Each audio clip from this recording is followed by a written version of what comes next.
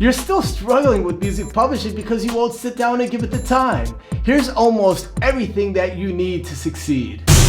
Bobby Borg here, your music business coach, helping you turn your passion for music into a more successful business. In the past 30 years, I've been a major label recording artist, best-selling author, and university professor. My partner, Michael Ames, has run a successful music publishing company, Pen Music. From copyright basics to income streams to publishing deals, this is our free 1-hour course on introduction in music publishing. Enjoy. So let's go ahead and start with copyright basics. Essentially, I like to look at music publishing as both a verb and a noun. So as a verb, to do something. So music publishing is to make your music available for commercial sale to the public, which generally involves a number of different steps. Number one, you have to plug it. You have to find uses for it. Then, of course, you have to issue licenses. Then, of course, you have to actually collect that income, and you have to do all the administrative processes that goes with it. And then, even police the work to make sure people aren't using it illegally and deal with those issues. So as you can see, it's the complete spectrum involved here. And then some people think of music publishing as a noun, a thing. So actually, when we talk about a thing, we're talking about actually the song itself and the ownership in that song. So a lot of times people will say things like, hey, how are we going to split up the publishing? How are we going to split up the ownership in the song, actually? And it's funny, Michael, you'll attest to this. A lot of times some professionals will even say, hey, what did you do this weekend? Oh, I wrote a couple copyrights. I pumped out a couple copyrights. They don't necessarily say, hey, I wrote a couple songs. They wrote a couple copyrights, because if you write it, you're creating a copyright. All right. And Michael, this is actually a big misnomer in the music industry, isn't it? A lot of people feel that in order to create or to get a copyright, you have to do something, right? Yeah, I mean, I think what every musician needs to sort of keep in mind is, as soon as you create something, you embody it in that physical form, you have your copyright. And I think, what everyone really doesn't understand is that once that happens, you are the publisher. Mm-hmm. You are the owner of the thing that you created, and you will always be the owner until you sign a piece of paper giving some rights away to somebody else. Right, exactly. So when you create a copyright, even if you guys just, write a lyric in a rap notebook, or you actually create a song recording on your computer, you're already creating a copyright. And a copyright gives you an exclusive bundle of rights under the United States Copyright Act. We call them CDPDs, and it's just an easy way to actually remember the rights that you get. So CDPDs. So the first C is copy or reproduce. So you have the rights when you create a song of reproduction of that song. So people can't just make copies of your songs without your permission, knowledge, or payment. And then the next one, Michael? Yeah, and then the first D of CDPD is distribution. You have the right to control how your music is distributed, and especially when it comes to recordings, you have the ability to. You have to authorize your first recording. So if someone were to want to record a song first and you didn't want them to, you can stop it. You have the control of distributing how your music gets out, especially for the first time. What's interesting also about that, there's a big misnomer here, if I just might interject, that a lot of people think that as you as long as you actually state the person's name and you don't sell it, that then it's okay. I mean, this is like the whole problem with sort of that mixtape culture, where it's like, oh, well, it's okay, we're not selling it, and and we can use this stuff as long as we say that it belongs to somebody else. And we just showed you guys that in the Copyright Act itself, you cannot do that. It's illegal to do that. Okay. All right, so then moving on to the next one is we have C, D, and now P, which is public performance. So nobody can actually publicly perform your music without your permission, knowledge, or payment. public performance in this particular instance that we're talking about is, broadcasting on the radio, broadcasting on television, and so forth. So we'll get more into that in detail, but that is your right. Okay. And then finally, the last one. Yeah. And then the second D is that you get to control what are called the derivative rights. So, today's music business, particularly in R&B and hip hop, like everyone knows about the whole thing of sampling, right? Or interpolating when you replay something as opposed to using the recording. And, anyone that has their own original copyright has the ability and the control to determine what derivative works from their work are going to be allowed. So anyone who would want to, say, sample your song or, change a lyric or do this or, do whatever, their creativity wants them to create a derivative of, they have to come to you first for permission. Right. And this oftentimes leads to, a lot of problems and a lot of confusion, especially in the world of, DJs, when they think that they can just actually mash up songs together and release them on their recordings and things of that nature. You can't, because what you're doing is you're creating a song from other people's songs and you need their permission to do that. So we'll talk a little bit more where there's another area of confusion with derivatives in a second. But now that you guys have this established, right? And you guys really just these very, very basics right here, the exclusive bundle of rights in the United States Copyright Act. If you take these principles and you apply them to the questions you have, you'll be able to answer a lot of your own questions. These are really the foundations here, okay? But now there is some exceptions to this. And the exceptions to this is what's called a work made for hire. And this exists a lot in the film and television world, oftentimes. So that's why I think it's important to bring it up now as well, since, of course, the Taxi Road Rally and, music placements and that type of thing. But a work made for hire is essentially a situation when an employer commissions you, or under the scope of employment, you're asked to create a work under work made for hire condition with certain specific rules, maybe playing in on a certain piece of equipment, recording in a certain place, maybe within a certain time, so on and so forth. All of these things can constitute a work made for hire situation, which basically means, Michael. Yeah. So, in those situations, the employer, which, as Bobby said, it usually is a film and TV situation, you're going to enter into an agreement where they say for X amount of, money, a fee, a creative fee, that you are assigning all of your ownership and all of the rights in anything that you create over to the company or the entity that is commissioning you to do the work. So you will not be the publisher, in the end. And even technically, via copyright law, you're technically not even the author, because the employer is considered the author, though usually in these arrangements, the employer or the studio will allow you to collect your public performance rights as a writer, but they frankly don't technically have to, the way the copyright law states. But it can be a tricky area, and one that is usually good to have an attorney help you with that, because it is, as Bobby said, a pretty unique exception to that bundle of rights that we all get when we create something. But one of the things I want everybody to be clear about too is that, first of all, you have to be, aware of when a work made for hire exists. You have to understand what it is, obviously, but then you also have to kind of think about this from a practical purpose. If you're creating sort of utilitarian music, music for film, music for television, music for elevators, music on hold, etc.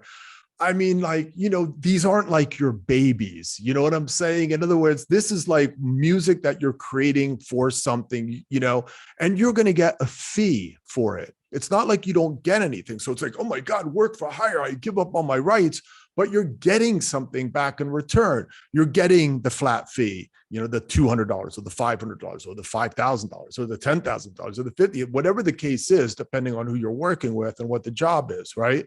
So you have to kind of look at it that way. And I got to be honest with you, I do work for hire situations on my end. And it's like, I don't care. If I write an article for a blog or something like that, and they pay me, $300 for it, it's like, to me, it's work. It's just stuff I can do and pump out. Now, however, when it's your babies, right, and these are your songs you're talking about, like, that you want to sort of put out on your albums and things of that nature, then you have to be careful when you're obviously, if this word comes up in those situations, right? Yeah, and just real quick, Bobby, I mean, I want to make sure that everybody understands too that, okay, sure, you're giving up all the ownership, you're giving up all the publishing, and you at one level, you're like, holy crap, that's a lot for me to have to give up. Maybe even the upfront fee is not even that huge. But, think about it, when we're all going into, all the movie theaters, all the TV shows that we're all watching, most of that music you hear, especially the original score, is all work for hire. So like, John Williams, Hans Zimmer, James Horner, like all these names that everybody knows, like their entire career, I mean, millions and millions of dollars that they have made as successful composers, they're not the publisher. They're making all that money from just the writer's share. So, I mean, you can have a significant payoff, even though it's a work for hire, if you get into that right franchise. And before we move on, of course, they're credited in most cases, right? Absolutely. Yeah. All right, good. Let's move on now. So you guys might be going, okay, I generally get this CDPDs, and sometimes they don't exist, right? Okay, so that's where we are right now. So now you might also be thinking, okay, so how does this apply in a situation when there's more than one person? Because, a lot of times things that are written today are not written by one person, they're written by a group of people. So this is what's called the joint work. So a joint work and copyright law is essentially defined as when two or more people come together and they share willingly sort of in the contributions of the melody of the lyrics or sort of some important hook, tangible riff or groove. A joint work is formed, which basically means that everybody jointly owns the song. And why I said that is because we have to understand it's kind of like breaking an egg into a pan, so to speak. You break the egg, the white and the yellow, lyric and melody, let's just say, come together and eventually are scrambled eggs. You can't take the white out of the scrambled and the yellow out of the scrambled and kind of go your own way, unless, of course, there's sort of written agreements that determine that you can do that. But just by laws, just to be clear, when you come together and you merge a melody with the lyric or some other hook, tangible hook, a rhythm, groove, or beat, that becomes a song where everybody jointly owns those exclusive bundles of rights that we just talked about. Now, in terms of the actual percentages of ownership, it's pro rata, meaning it's equal, meaning that if there's 4 people, it's 25%, 3 people, 33.3%, 5 people, and so on and so forth. It keeps on going right down the line. If you want this to be different, it needs to be in writing. So let's just say, for example, me and Michael got together and wrote a song, and Michael has 80% of the song done. And he says, hey, Bobby, would you come over and help me with lyrics? I'll cut you in 20%. Let's just say the conversation is that mature and that specific, which usually it is when you're a professional, right? So then I come over and I meet with Michael, and then we create something called a split sheet. And let's go ahead and talk about split sheets real quick, Michael. And I'm going to go ahead and share my screen and we'll get that split sheet up for everybody. So why don't you start that? Well, yeah. So, again, as Bobby just said, the law presumes that the law presumes equal splits amongst everyone unless you have something written otherwise. Now, even though the law stipulates that, we would still recommend that you get split sheets done and signed by everyone, even when it's an equal split, just to be, memorialize everything. But, the split sheet here is, as Bobby now has it up, it for obvious, it lists a lot of the obvious things you would imagine: song title, in the name of all the writers, what their publishing company name is, the split, PRO. An IPI number is the unique number that gets assigned to every songwriter, composer, and publisher whenever you join a PRO. And then you're just signing it. And if I might add real quick, just for the sake to be clear, PRO is performing rights organizations, and the three typical ones in the United States are ASCAP, BMI, and CSAC. Let's just hold off on that. We will talk about that later, but please continue, Michael. Yeah, no, but again, at one level you might be like, well, this is really basic. Why would we need to do this? And you'd be amazed at, as soon as a song gets out and starts to succeed and make some money, you'd be amazed how many times when someone would be like, well, I really actually wrote the majority of that song. It was two of us, but it should really be 75 to me and 25 to the other guy instead of 50-50, like, we assume. So it's really good business to get everybody on the same page, write your signatures down so that no one can kind of come back later and, try to remake history. Absolutely, you guys. And, it's really, and just, to continue here, these are obvious things: signature, phone number, date, etc. I do want to add that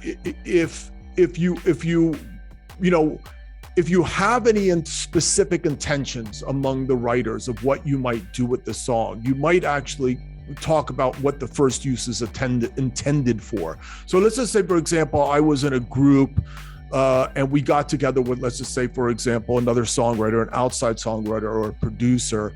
And, and this person sat down with us and rightfully wrote the song with us and rightfully owns a share in the song. Well, now becomes a little bit of confusion. I mean, does he get to use it, on maybe, a record that he's doing, or do we get to use it first on the record that we're doing? So this is an area of a little confusion. So you might actually state that, this song is intended for first use on our album, just to make sure that there's no problems down the line. So this is extremely important.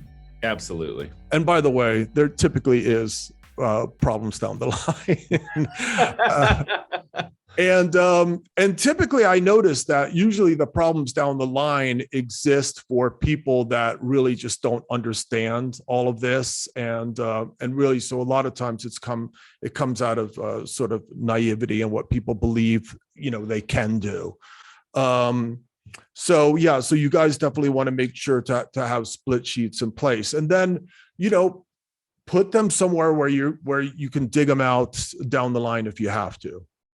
And not only can you use like the physical piece of paper, like a thing that Bobby just showed, but there are also now, an increasing number of online, tools that can help you memorialize splits. There's sort of like songsplits.com. There are a few other platforms that, you can kind of go in, enter the information, enter the emails of all of your co-writers, then they get an email, they log in, you do the whole electronic signature thing, and then everybody receives a copy. So, I mean, you can do it any number of ways, but the most important thing is that you do it. Right. And just on a closing note, I just want to be clear that, again, joint works are important for everybody to understand, because this is an area of a lot of confusion. And when you do come together and you jointly own a song, you're jointly owning the song. It's not like you get the lyrics and I get the music, it's a combination of the two together, right? So just want to be really clear. So you can't take home your lyrics if you don't want to play anymore, it's all one thing. All right. All right. So good. So let's actually now move on to the next thing. Now you guys know, right, that you've created this wonderful thing called the copyright. You get these exclusive bundle of rights. You understand some of the exceptions, and you understand what happens with those rights when you work together with people. So you might be wondering, how long do I get one of these beautiful babies for, right? And we're going to just keep this simple because we could make it really technical, but just the simple answer is that when you write a song, you get that song for your full life plus another 70 years.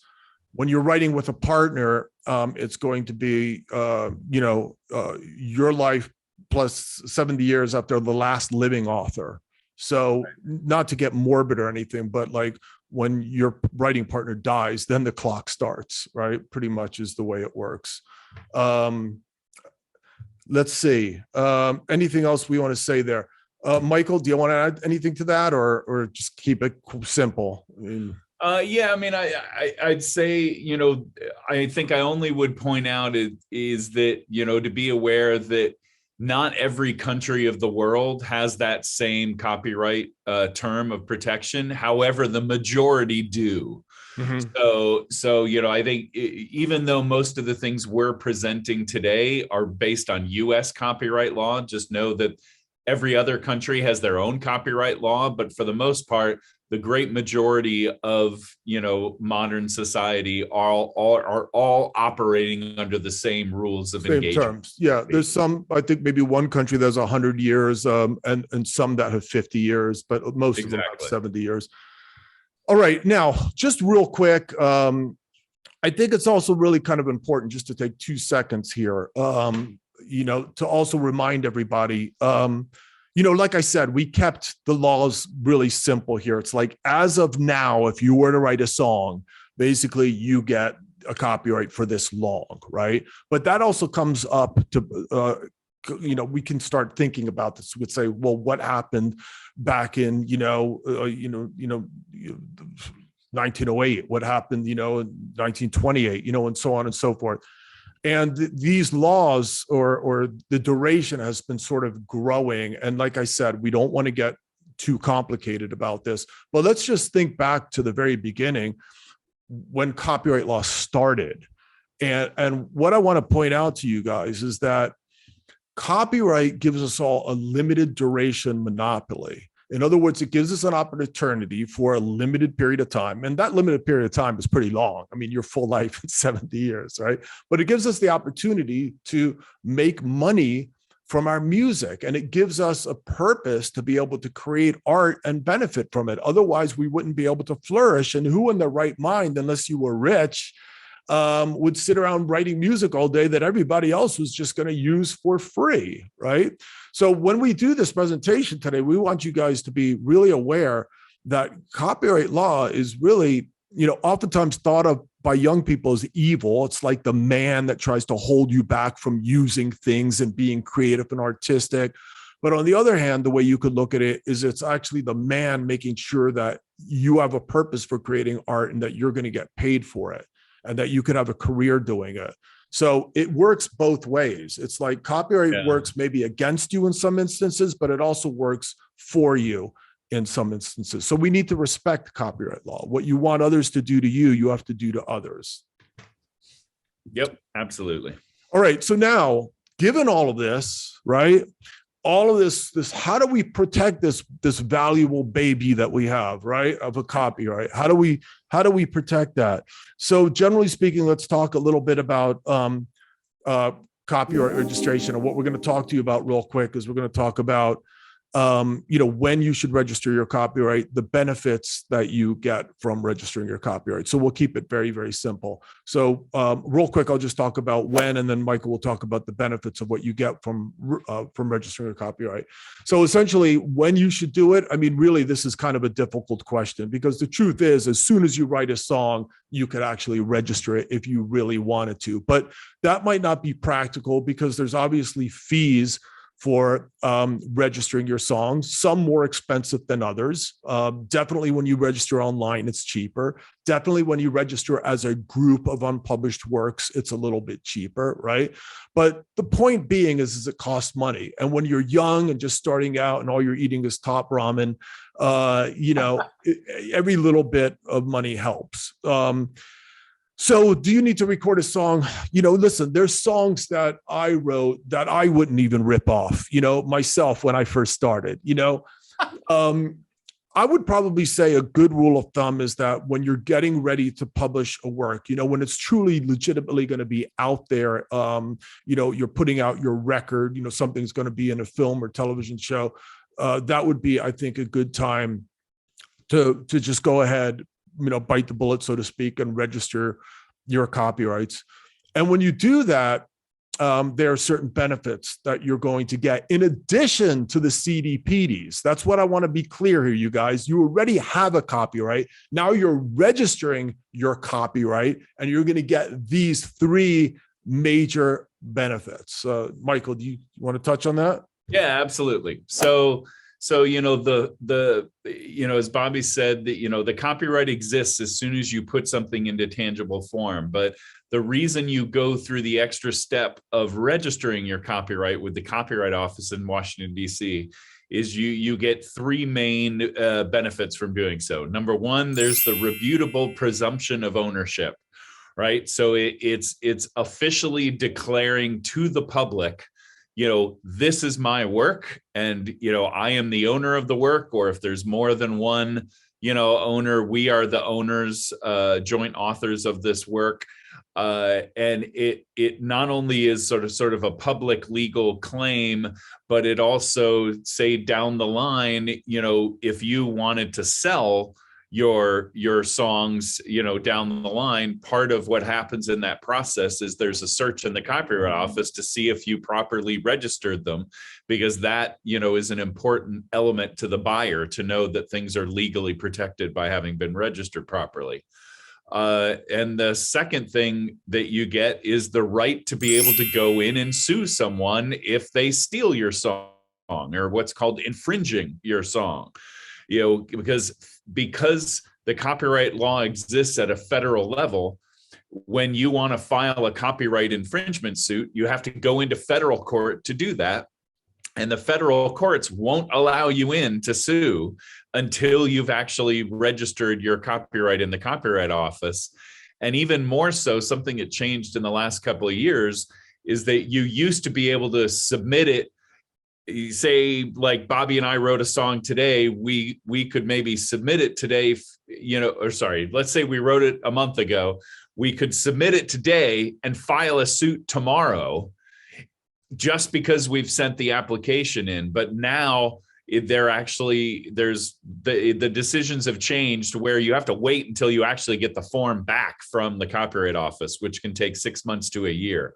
So it's good to do this ahead of time. And then the third benefit is that, let's say once you go into court and sue someone, once you succeed, you can actually get the legal fees that you pay reimbursed by the person who loses. So, and let me tell you, having been involved in a few copyright infringement cases, everyone that I have been involved in have all settled because they're so expensive to put on, that for it to actually go to court, I mean, you're going to end up talking hundreds of thousands, if not millions of dollars in legal fees. So it's a great thing that you have these benefits by registering, but just know, suing in the courts is not for the faint of heart. Mm-hmm. Okay, good. And now that we have that out of the way, so you've registered the copyright, you're all protected and everything is good to go. And, and boom, that's it. You're safe, right? Wrong. Actually, just because you actually register a copyright, we do want to bring to your attention that people will still rip it off. It's just like a stop sign. People still will go through it. Just like a speed limit, people will still break it, right? So, of course, it doesn't mean that you shouldn't register. You should, but we just want to be clear that oftentimes infringements happen, sometimes willfully, sometimes accidentally, but they still do exist. So we aren't going to go into detail about infringement, but just keep that in mind. Okay. All right. Now let's go ahead, and what we're going to do now, you guys, is we're going to shift gears a little bit. And what we're going to do now is we're going to move on to the next section, and we're going to talk about types of income. And the first thing, actually, I think that we should address when we talk about types of income are, in the publishing world, there's this this way or this treatment of the money that comes in. And typically that money is divided between what's called the writer's share and the publisher's share. So again, this might be weird because you're going to say, well, baby, Bobby and Michael, you just said that, you know, you are both the writer and the publisher of a song. So you're saying that like there is a publisher's share of money and let's just say a writer's share of money. And as strange as that sounds, that's true. So the writer is actually the creative person. That is the person that writes the songs. I'm sure you're aware of that. You're like, oh, I'm the writer, right? The publisher is basically considered the sort of this is the right side brain, this is the left side brain, but it's all still you. The left side brain handles the business. The left side brain registers the copyrights. The left side brain collects the money. The left side brain does all the administration work. Now, could you hire someone else to do that for you? We'll get into that later down the line, right? Could you give up a piece of this share right here to let somebody else do it for you? Yes, and they'll probably do it better than you. And we'll talk about that later. But for now, when we talk about the money, keep in mind, you are both the writer and the publisher until you transfer those rights to somebody else, okay? So generally speaking, if $1 comes in and is collected by the publisher keeps 50 cents of that and then gives it to the writer, and which is the other 50 cents. There are some exceptions to this, not to go off in the weeds. Oftentimes in the performance royalty world, the performance organizations want you to get the writer to get the money directly and not pass through the publisher's hand, but we'll get into a discussion about that later. But just generally speaking, $1 comes in, the publisher gets 50 cents, the writer gets 50 cents, okay? So now what we're gonna do is we're gonna go ahead and we're gonna start talking about that money. And we are going to begin with discussion on, let's just see, the 4 food groups of music publishing. Mechanical, performance, sync, and print are the 4 food groups. And Michael's going to go ahead and start with mechanical royalties. Yeah. So, so many, we talked about the CDPDs, right? That exclusive bundle of rights. Well, these 4 food groups all relate back to that bundle of rights. So the first main type of income is called mechanical income. And, very briefly, just so you can understand the history, sort of why is it called mechanical? Because we get that question sometimes. Well, the music business and music publishing business, really had its start back in the 1900s with player pianos, right? They had that roll in them that sort of, went around and then the piano played itself. Well, that was the first time that you mechanically or manufactured something to reproduce a song, right? We had that sea of CDPDs of copy.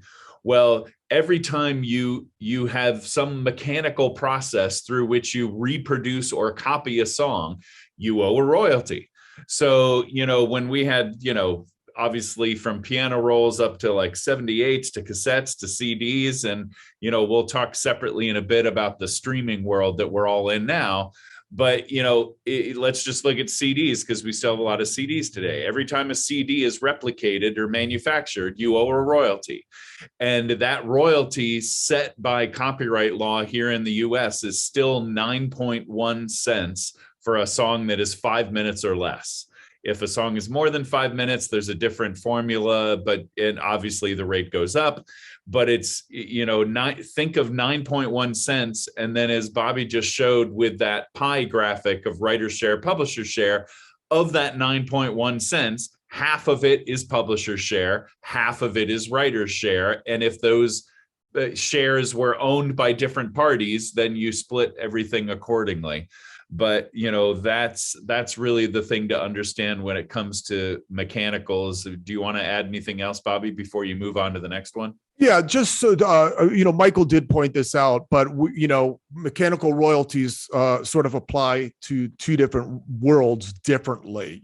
Off sort of line and online. So right now, just to keep things simple, we're talking about CDs and vinyls, but we will address streaming and digital downloads later on when we talk about something called electronic transmission. So if you're wondering about that, we will get to that. So now moving on to the second food group is public performance monies. So essentially, performance royalties are the monies that are generated when your music is used by different music users. And those music users, the main ones are radio, television, and internet.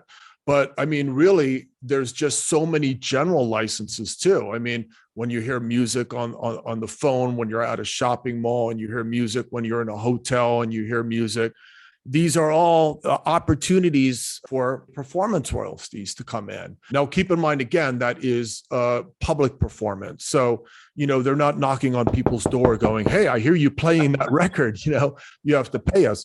So there could be a multitude of business users and so on. So let's talk now about, I think, an important part when we talk about performance royalties. I think it's really impossible not to at least bring up a PRO, performing rights organization, which are essentially organizations that protect the performing rights of authors and owners like me and you and Michael and everybody else, right?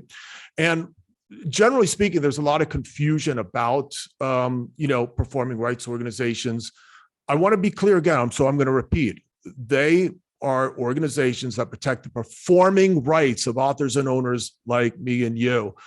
They are not publishing companies, okay? A lot of this is a big mistake. A lot of times people go, BMI, this is my publishing company, or I have a publishing company.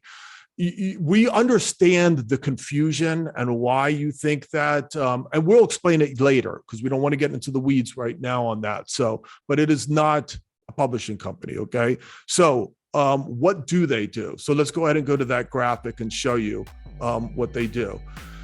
So essentially what PROs do, and this is very, very oversimplified, but you and I and Michael and Prince and Madonna and everybody else are writers and publishers that basically would like our music to be used by music users, right? But if we were going to actually go out and issue these licenses ourselves to over 10,000, radio stations in the United States, let's just say, for example, and issue a license for each one of those and then police them to make sure, or to figure out how many times somebody is using that musical composition and so on, would be overwhelming. So enter in the performing rights organizations that basically say, hey, we'll do that for you.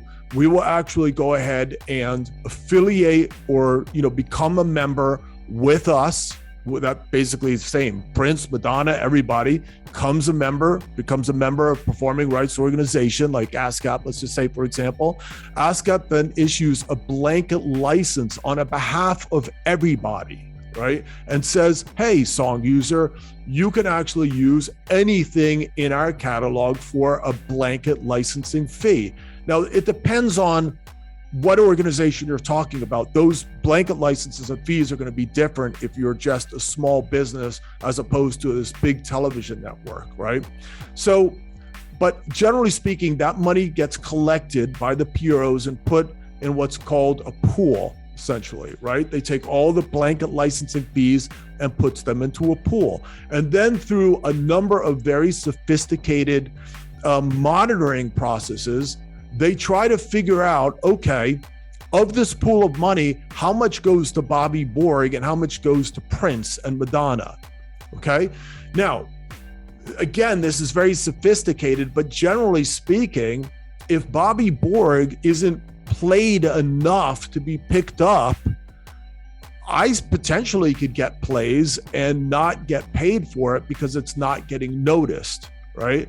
But Prince and Madonna, who get played a lot, are most likely going to get picked up and they are going to get paid, All right. So you guys might be going, that's so unfair. That doesn't, well, listen, you try to do it yourself. Okay. First of all, number one. And number two, back when I was in major label groups and songs were being played, but then my statements would come back zero. ASCAP had this reward system, and I would tell them, I would say, hey, I can prove that we were being played, and, it didn't come up on the monitoring system. And I actually got awarded, a couple $100, I forget how often, but I feel that it happened at least once a year, and yep. I just kept on submitting. So this is generally very oversimplified process of performing royalties and sort of where the PROs come into fit into this. Anything, Mike, you want to add? No, honestly, I mean, you covered it really well. I think that the thing to always just bear in mind is as you emphasized, it's all about public performance. Mm-hmm. So you always just have to look in terms of, is something a performance in public or is it something that's private? When it's private, well, there's no license needed. Right. So now let's move forward and talk about synchronization royalty, which, welcome to the Taxi Road Rally, right? That's a lot of the reason why you guys are here. But Michael, why don't you kind of talk a little bit about synchronization as the third food group and define what it is, and then also talk about, what masters sort of have to do with it now that we enter into the sync world. Sure. And then maybe we'll look at maybe some real basics of how licenses are negotiated.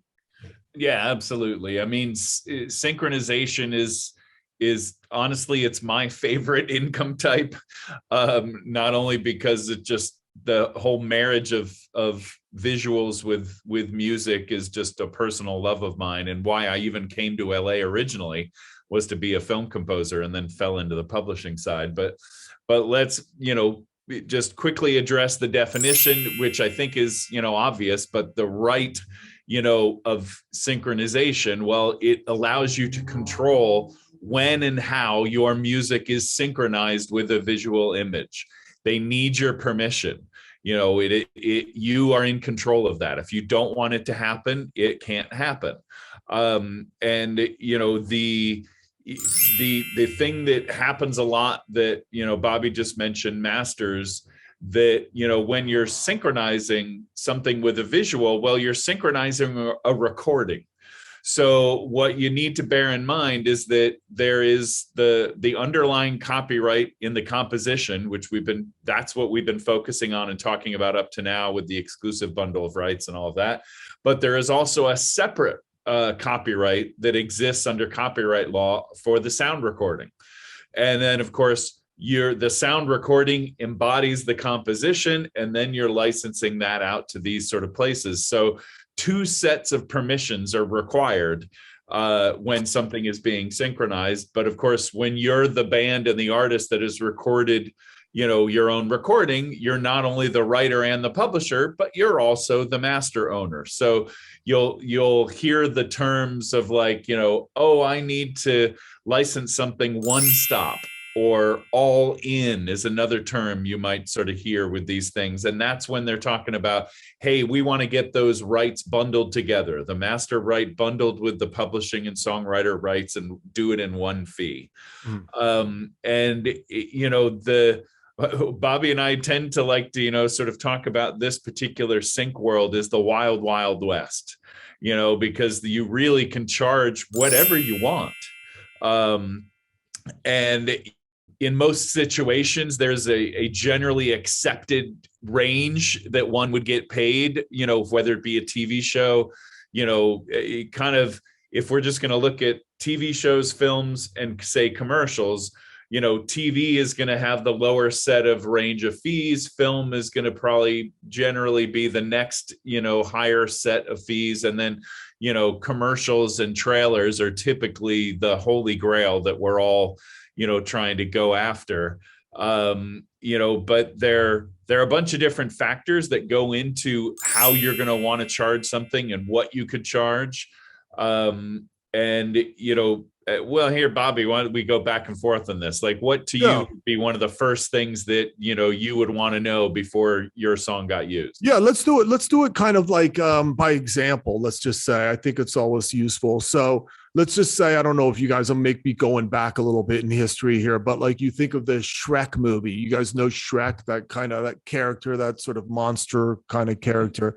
Well, if you know the movie well enough, or if you want to look it up on Netflix later on or something, there's a scene where the movie opens and Shrek, this monster character, is in like this outhouse.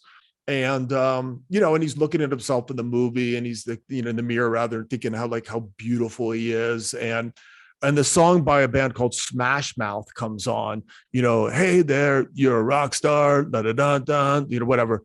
You know, I can't sing, I'm only a drummer, right? But you know, you guys get the idea. He kicks open the shed. So right there, it's the use, right? How is the song being used? In this particular case, it's used in an opening title. So generally speaking, opening titles and end titles, the end of a movie, tend to actually get a higher negotiated rate, just because all the eyeballs are usually sort of real present at the beginning of a film or at the end of the film. Another instance in that example is that the song plays in its entirety. So the length, how long is the song actually going to be used, is another factor in the negotiation process as well. Other points that you can kind of think about is who the director is, who the stars are in the movie. That also ups the game too. Who is actually the company that's going to be releasing it or distributing it? That could up the game too. You know, where it's going to be distributed. Is it going to be essentially the world? And, so that also ups the game as well. Then also the theme of the movie, obviously this is a wholesome movie that I just sort of, exemplified. Nobody's getting, murdered, raped. I mean, I just have to bring that up. It's just, there's nothing that can sort of hurt the brand of the Smash Mouth song, because that's another factor that you might consider, because if that were the case, you might say, you know what, I want to up the game because of that as well. So there are so many other factors that are involved, but it just gives you kind of an idea, at least, about some of the things that are involved in this sort of sync negotiation world. And again, as Michael pointed out, it is completely negotiable. One thing I wanted to add to this equation, though, is that you might wonder, what happens when there's joint owners to this song? Is it kind of like, shh, don't tell Michael, but we're only giving him 1,000, but we'll give you 3,000. Typically it works on what's called an on-favored nation basis, which basically means that essentially what we give to one person, we're also going to give to the other person. And oftentimes that's how it's negotiated, so that nobody is worried that somebody else is getting more than the other, in case that crossed your mind. Yeah, and the acronym that you'll hear with that is MFN a lot of times, even in a request that you might get sent, because MFN just stands for most favored nations. So that's what Bobby is saying, is that sort of everyone is having to be treated the exact same way. Now, one of the things you also might be wondering while we're on the topic of negotiation, is it possible that you enter into a sync situation where there's no money offered? And you might, and the answer is yes. And you might have come across it, or you might be thinking, who the heck would do that in their right mind? But think about this for a minute, right? Because when you sync something, there's the act of syncing it, and there's what's called the sync fee. But then what happens with that piece of media, right? It actually gets performed, which means that there's then a public performance royalty they sometimes call on the back end, which basically means if I were an indie artist and some MTV show said, hey, we want to license your music, we'll give you credit, it would be good for promotion, and then on the back end, I'm going to get royalties. You have to factor that in. You have to consider that. Of course, we have to be aware of the value of music as well. You don't want to devalue your music, but also the fact that you're getting credit, you're getting back end royalties. And even in some cases with a movie, if that music ends up on a soundtrack, it could snowball into other types of money as well. It could turn into then a mechanical, let's just say, for example. So you have to kind of factor all of these things in when we talk about negotiation. Anything else, Michael?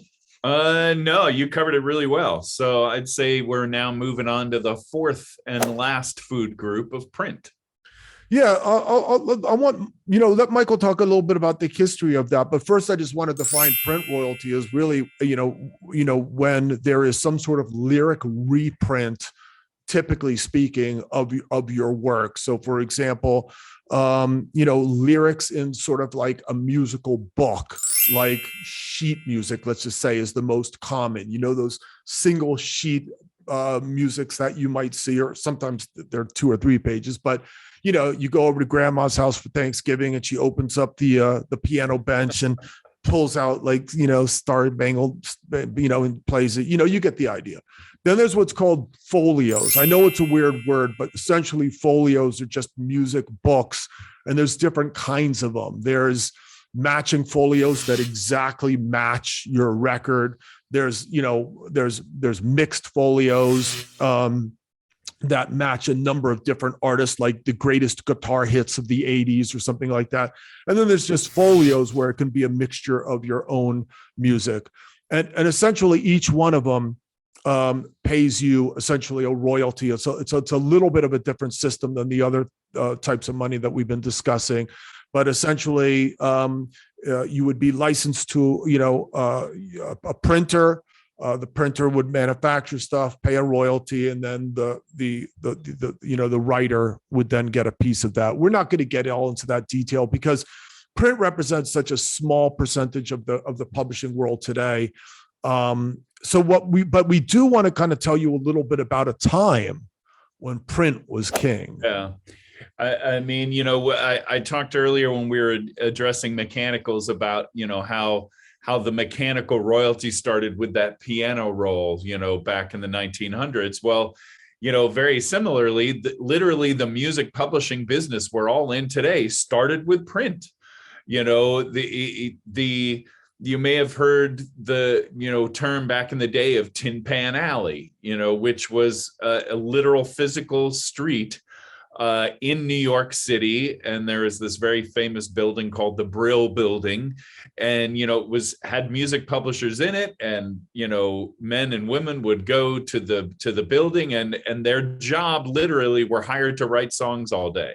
So but then what those music publishers, print publishers, did is that when they liked a song that somebody wrote, they would put it all together, put it into notation, they would print it, and then they had sales people who would go literally all around the country to orchestras, to recording artists who were popular, and it basically pitched them the song.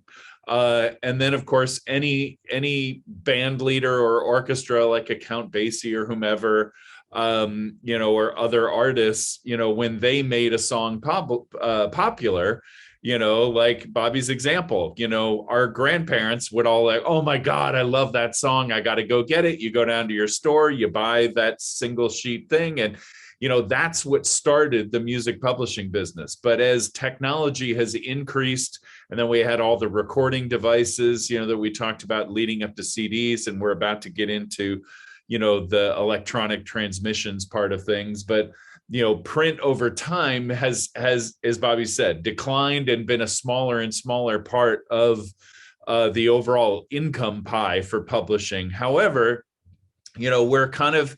we're starting to see even this small, niche at this point of music publishing income starting to increase.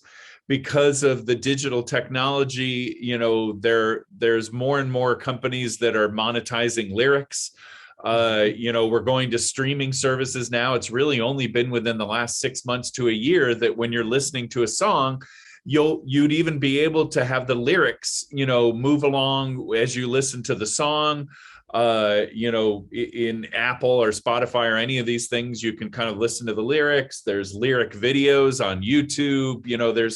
there's as technology grows and, you know, the laws follow it, you know, we're seeing a bit of an uptick in this print area of income. So, you know, we haven't seen the last of it yet. You know, let's see how technology evolves and how we might all be able to continue to make some money in the print area. But it's good to know the history from where we've come.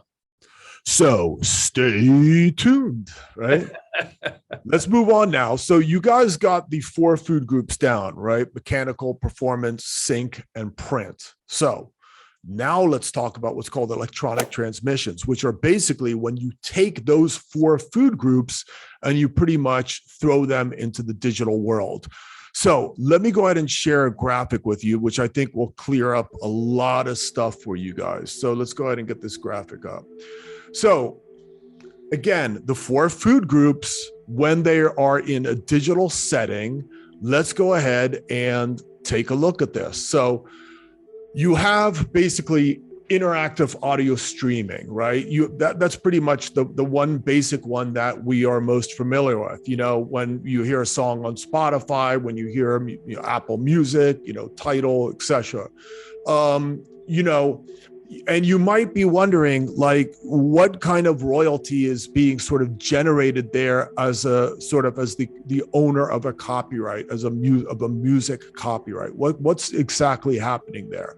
Well, let's think about this. Now, this is a little complicated, but generally what's happening when you're actually interacting with a streaming service is the song is caching on your computer in order for you to actually play that song back. So the fact that it's doing that is a reproduction. So what does that make it, you guys? Wait, hang on. I'm not going to give you the answer. What does it make it, you guys?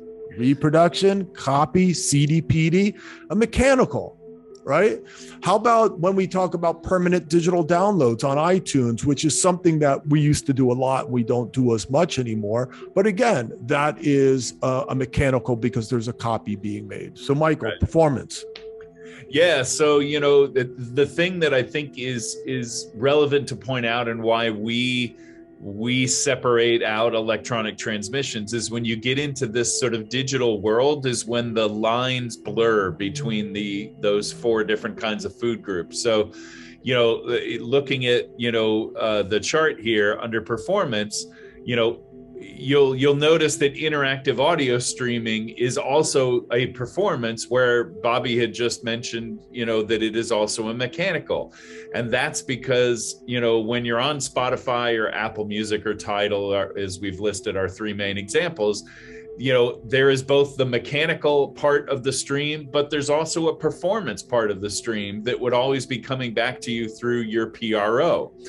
And then it's worth noting that, you know, non-accurate interactive audio streaming is only a performance. So, right, we've listed Pandora and SiriusXM are the main sources of this. And, you know, think about it, because those are just like listening to radio. You're not in charge of the order in which the music is being presented to you and played for you. Someone else has determined the order and you're just tuning in, and it's a very passive, you know, sort of experience, which is why Pandora and SiriusXM involves only a performance, which is why you're only going to see it in this chart in the performance section. But, you know, when you're doing an interactive stream where you get to choose and put together a playlist, well, that's when you invoke both the mechanical and the performance. And then, you know, the last thing I'm going to mention and then toss it back to Bobby on the sync side is, you know, now YouTube is really the biggest example that we have these days of interactive video streaming, though it's not the only one. But, you know, what's happening there? Well, there's a sync happening there, but more importantly, there's also a performance, right? So any time there is that public performance, you're going to have performances and income type. So Bobby, kind of hitting back over to you on the sync side to tie it into YouTube. Yeah. So essentially, you know, Mike already mentioned, you know, when you see obviously a video, right? What do you see? Basically, you see music merged with the visual image. And therefore, you guys already know what kind of royalty is that. It's a synchronization royalty. But of course, that the fact that it's playing also means that you're going to get, as Michael just pointed out, a performance royalty as well. Now, before Michael goes on to print, I also want to point out to you guys the reason why we did separate this as well is because a lot of times the way you're paid for these different uses electronically are different than the way you'd be paid in other areas. So after Michael talks about print, we'll also really quickly just do a really quick one over on some of those differences. But Michael, do you want to go ahead and talk about, but I'll tell you what, I'll do it real quick and then you can talk about the money. So print is the next one, you guys. I mean, essentially when we originally talked about print, we were talking about sheet music and physical books, like when you go into Sam Ash and you see books on a shelf, those are obviously physical printed uses of your music. But how about in the digital world, you're going to see downloadable sheet music and downloadable music books such as from Music Notes, or you're going to see lyric websites like Genius, let's just say, for example, and how Michael was pointing out how they might actually have a song playing and your lyrics underneath. Those are digital uses of print. But Michael, go ahead and tackle just real quick also why we've separated this, because the money is treated differently on the mechanical level when we're talking about digital. Also performances in sync and print, there's some differences there as well. Can you just give us a quick run over on that? Yeah, absolutely. So, again, we could really go deep down into the weeds, but, we don't have time for that today because we still have a lot to cover, in our 20 minutes that we've got left here. But very quickly, I mentioned the 9.1 cents before that was physical. Well, under mechanical, everything kind of moves into being a percentage, right? So the way mechanicals are paid in the digital world are frankly incredibly complex. Just know that it is based on a percentage of what a digital service provider earns during a particular month. So as their income goes up, we will get paid, more as well. On the performance side, that's the great thing that we have all our ASCAP, BMI, and CSACs to take care of how that's all going to sort of be handled. So that's fairly easy. On the sync side, particularly with YouTube, I'm sure many of you that are artists have seen that, advertisements about, I can help you monetize, your music on YouTube. Well, what they're talking about is, YouTube got into trouble many years ago because they knew they were violating copyright law because users were uploading videos like crazy. And as we know from our earlier talk today, you get to control when your music is synced with a visual image, but YouTube wasn't doing that. So, the industry kind of basically did a deal with Google that we share in the advertising revenue that Google generates from YouTube. So when you hear about monetizing, that's how that happens. And then lastly, on the print side, the difference between how you get paid on the physical printed sheet music versus digital is, we're no longer needing to print physical books anymore, right? We used to maybe make a 15 to 20% royalty, depending on the kind of print we're talking about. But, in the print world, it's really now 50-50 because it's digital. There's no physical product that has to go to a printing press. So, that's why we're starting to see that part of our world go up in income. So, Bobby, before we get going, though, I know we wanted to touch on some of the international aspects of some of this.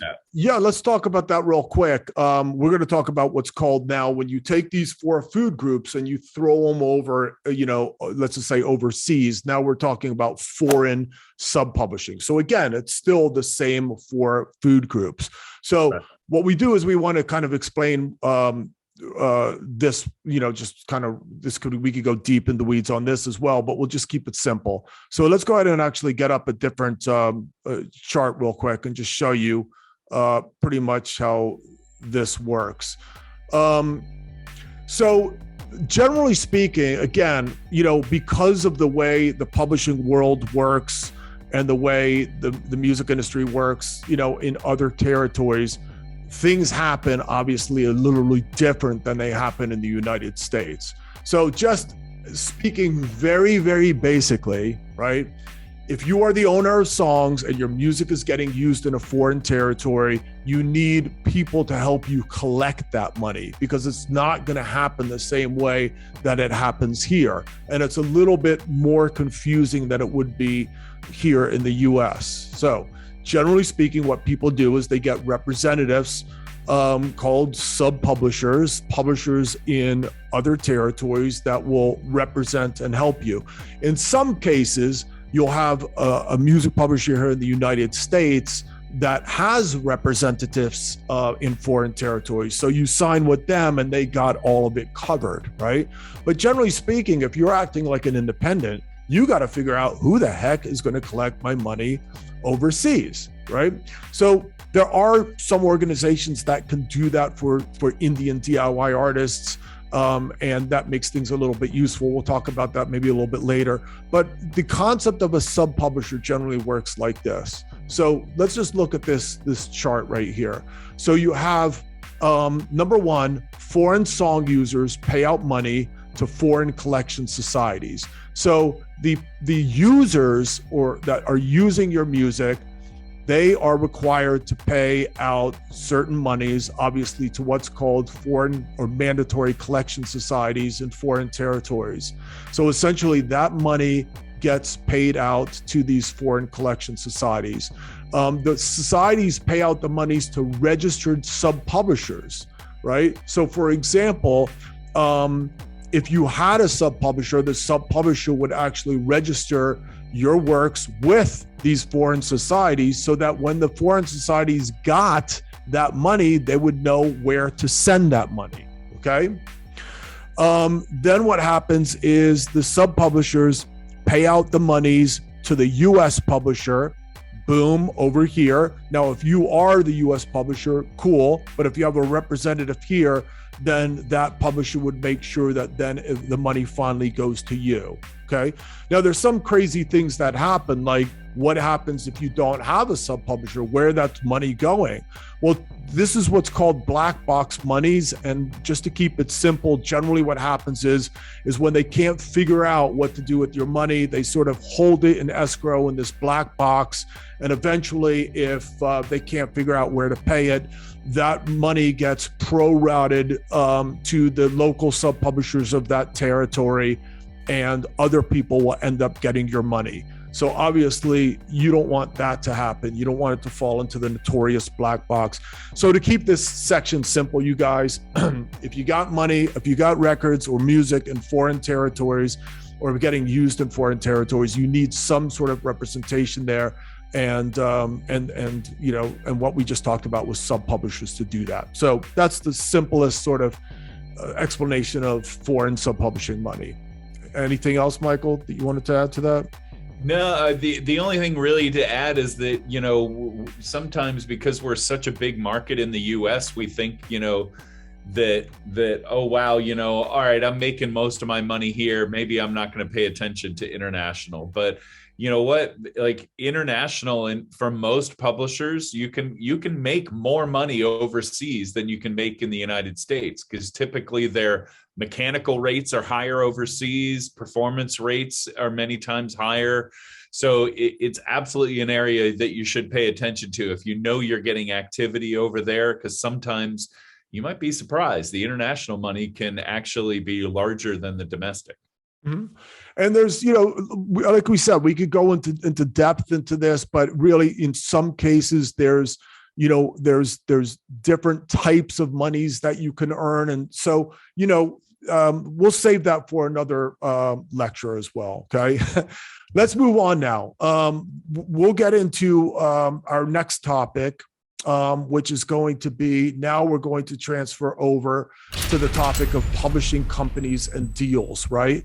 Publishing companies and deals are sort of on the minds of many sort of independent artists. It's kind of like the holy grail sort of, you know, I want a publishing deal, you know. So let's actually go ahead and start talking a little bit about publishing deals and what you can actually expect from them.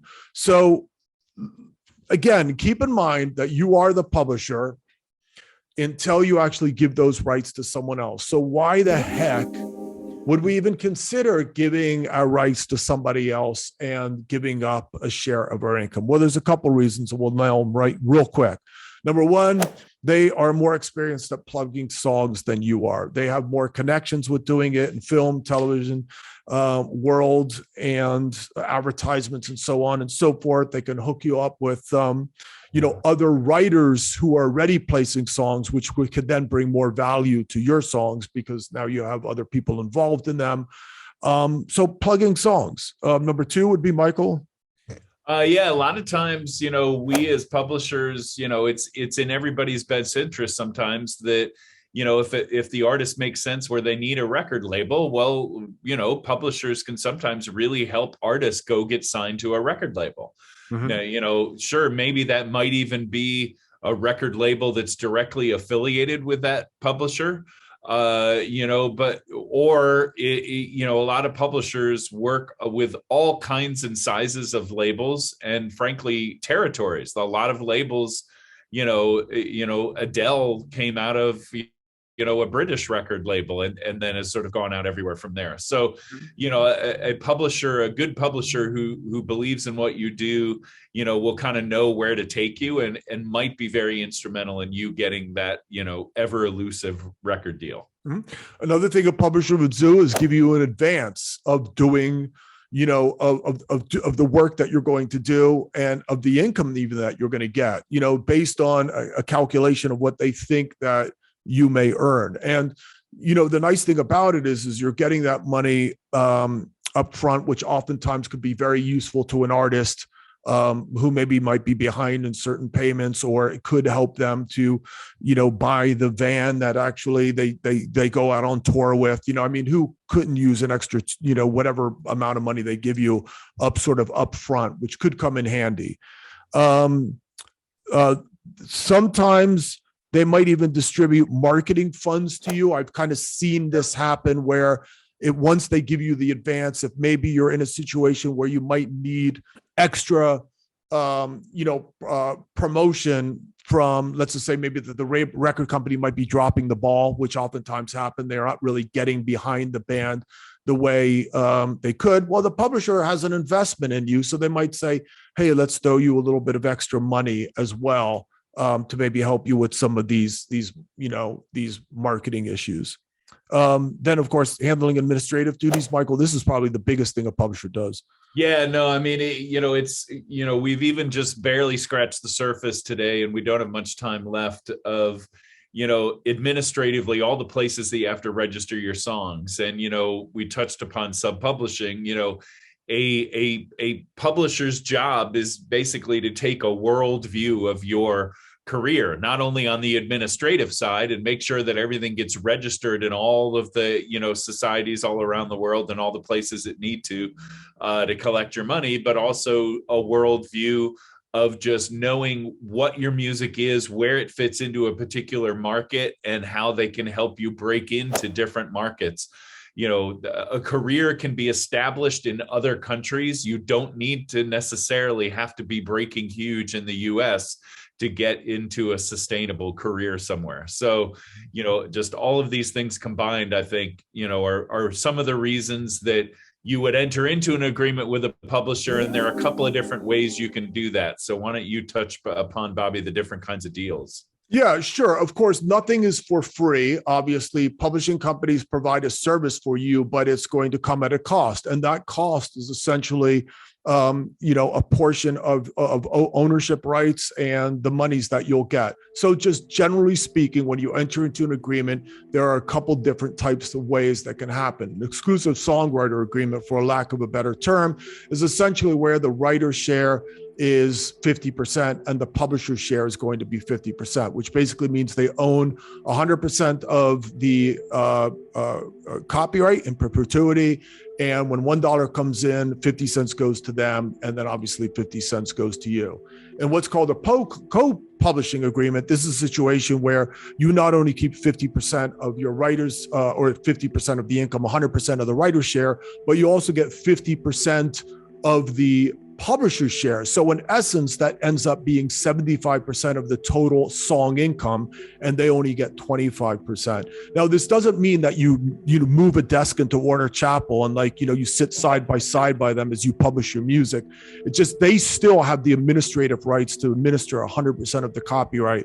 However, you now have sort of a greater share of the income. Here, in some instances, is what's called an admin deal. This is where the writer's share is 100%, which is 50% of the total song income, and the publisher gets the publisher, which now is you, because you don't give up your rights, is 50% of the income. So 50 and 50 is 100. So you get 100% of the income, and you own 100% of the copyright. And what you do is you pay a fee for somebody like Warner Chappell, let's just say, for example, to administer your copyrights. And you would do that under a period of a certain term. And you'd pay typically 15% in just generally speaking. It could be more, it could be a little bit less. Okay. And these are essentially the deals that might happen one day. But now here's the reality, you guys. Publishing companies don't grow on trees. And most likely what's going to happen is you are going to have to do the last deal, which is essentially what's called a self-publishing deal, which basically means that you put out your own music. You are both the writer and you are the self-publisher of that song. So a dollar comes in, and essentially you keep that money minus any services you might be paying to help you with some administrative work.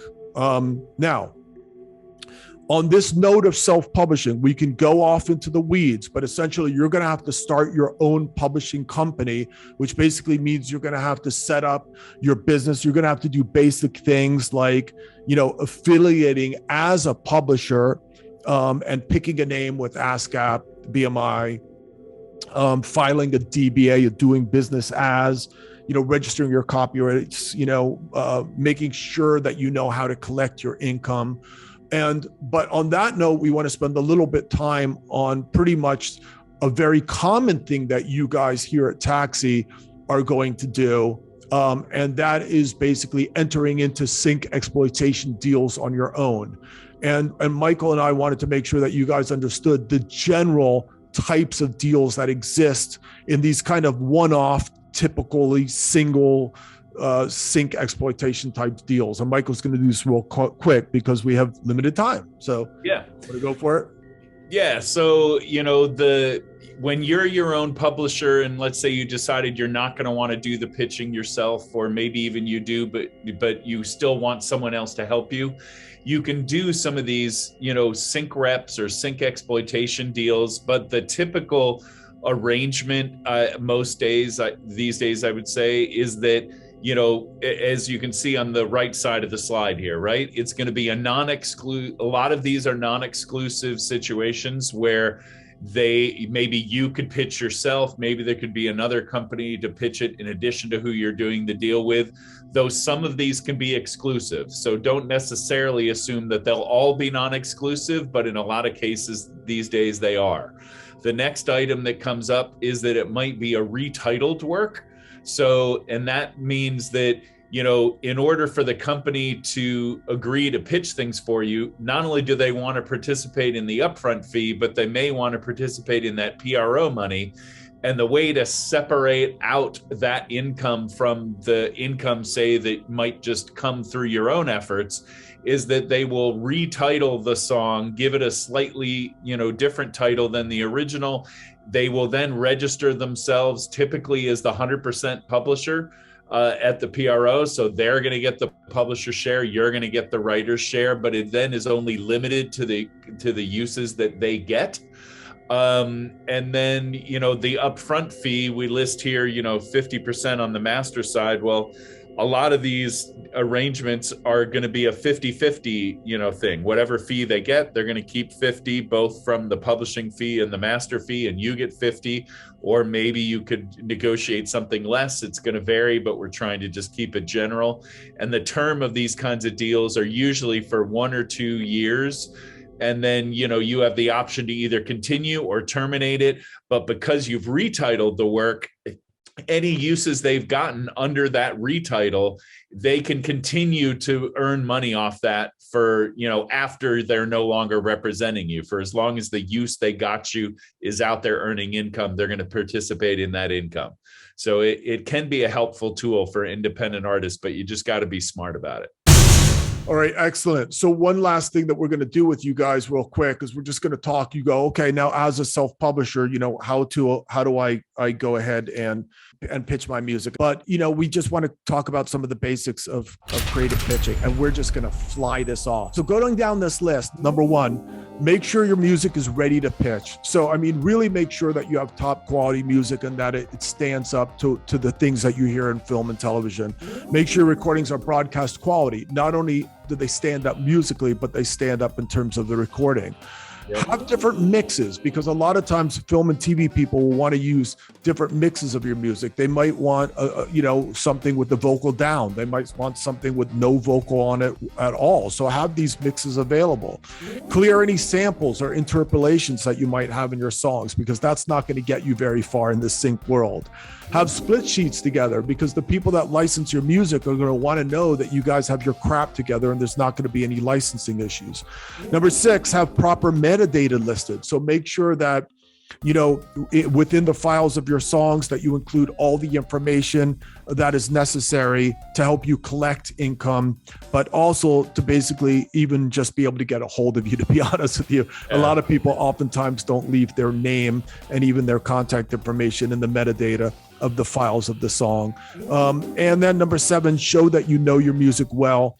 In other words, you understand the emotional quality that your music evokes, so that you can make wise decisions about where that music could be used. Go ahead, Michael, pick up number 8 and 14 and do it as rapid as me, because totally. 3 minutes. Most importantly, know the people that you're pitching and what they're working on. If you do R&B and hip hop and there's a music supervisor who does a singer-songwriter show, well, you're going to feel foolish pitching the wrong music to the wrong outlet. So do your research, make sure you're knowledgeable about who you're pitching to. Know the best way to make contact with them. This is why Taxi is such an amazing resource for you with all the listings, and that can help you develop relationships. But if you, in addition to that, want to learn to do sort of pitching on your own, try musicregistry.com. There's a lot of directories there. But just figure out the best way to make contact. Communicate like a professional. These are all busy people. Be very short, to the point. This is who I am. This is what I do. I know you're working on X. I think my music would be great for it. Don't write a volume, right?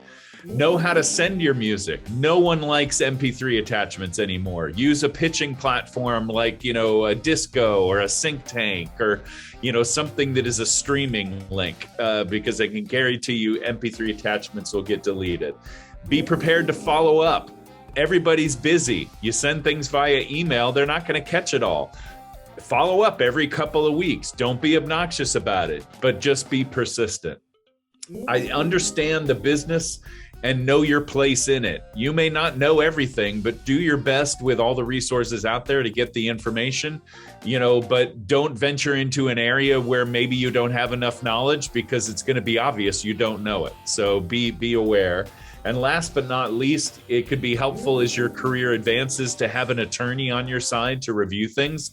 And there's, Taxi's a great resource, and Michael can refer you to a number of different attorneys, and he's got a number of attorneys that come and speak, on Taxi TV. So do your research, protect yourself, and just have fun. If you want to learn more about how to turn your passion for music into a more successful business, go to Amazon.com right now and buy Introduction to Music Publishing for Musicians, a business and creative perspective for the new music industry. Peace.